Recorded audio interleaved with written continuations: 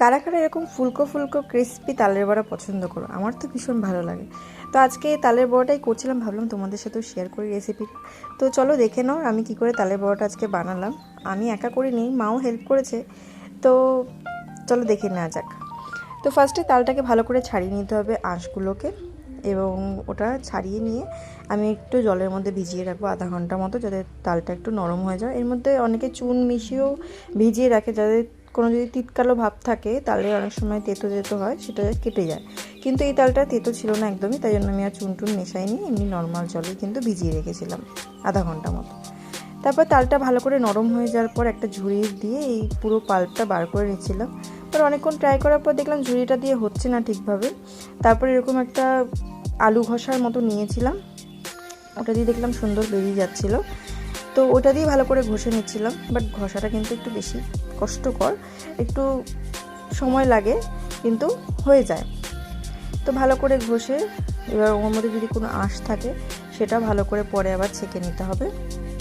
এবং দেখো কতটা পাল্প বেরিয়েছে, এবং এইটার উপরে এবার সবগুলো জিনিস কিন্তু ভালো করে মেশাতে হবে।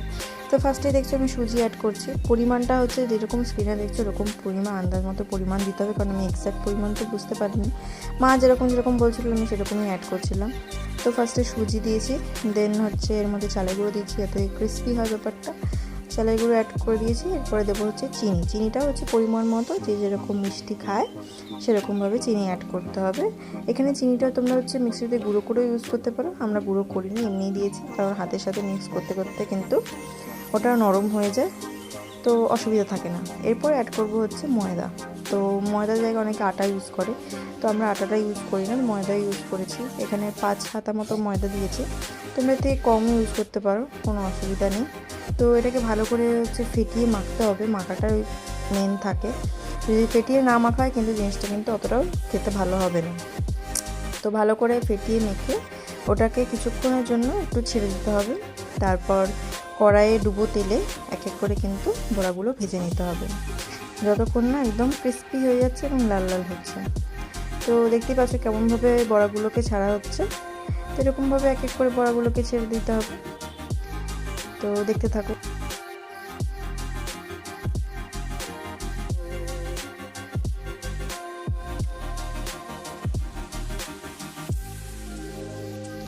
তো দেখতে পাচ্ছ আস্তে আস্তে কিন্তু বড়ার কালারগুলো চেঞ্জ হয়ে যাচ্ছে, ব্রাউন হয়ে যাচ্ছে।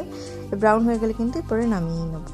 তো রেডি হয়ে গেল ফুলকো ফুলকো তালের বড়া। যদি ভিডিওটা ভালো লাগে লাইক কমেন্ট অ্যান্ড শেয়ার করো, আর বাড়িতে অবশ্যই ট্রাই করে খেও। আজকের জন্য এইটুকুই, আবার দেখা হবে, টাটা বাই।